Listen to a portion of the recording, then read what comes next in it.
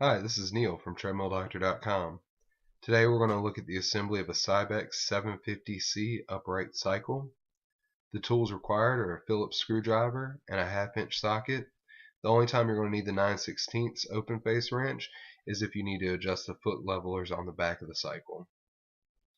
The first thing we're going to do is find our 5/16 bolts. We're going to put those two in at the bottom only, and then there's two slots on the upright that you'll see. All you have to do is slide those two slots into that upright and it'll kind of stay in position for you. The lovely folks over at Cybex were nice enough to go ahead and run these cables down the mast for you. All you're going to have to do is pull them out of the bottom. There's going to be three. One of them is going to have a pretty obvious connector that you're going to have to connect, and then you're going to have to thread them through a hole while you hold the mast up. It's a little bit of a balancing act to get this right, and you don't want to crush any of the cables while doing it, but it's pretty simple to do by yourself.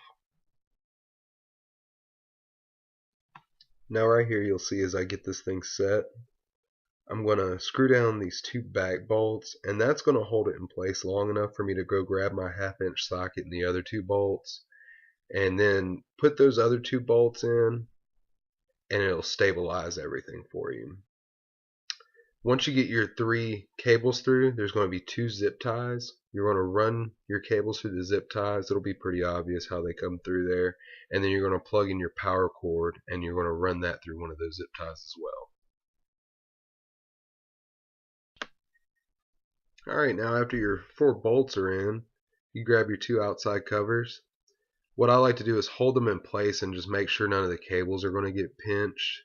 And then after I confirm the cables are in the right place and they're away from all the moving parts, then I'll run them through and I'll zip down the cables and make sure they're tight.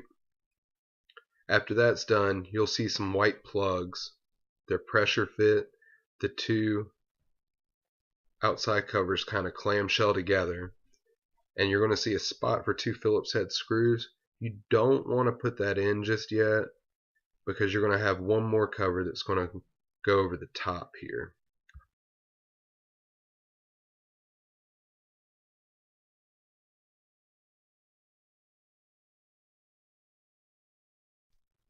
We're going to grab our last cover, and you'll see the two metal brackets as you set them in between.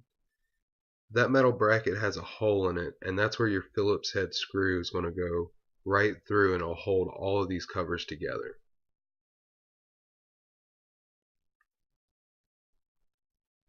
Alright, the last part that you're going to need is going to be this little bracket cover that goes on the back. This has two holes in it, slides right in the back. There's two more Phillips head screws. You run one in each side, and you're done.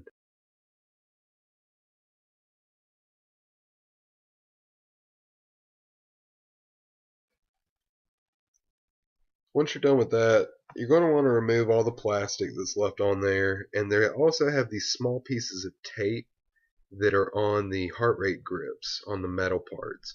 The heart rate grips are on the top and the bottom of the handlebars and on the front and back. You're going to want to make sure that you remove all of these pieces of tape, or else you're going to have trouble reading heart rate.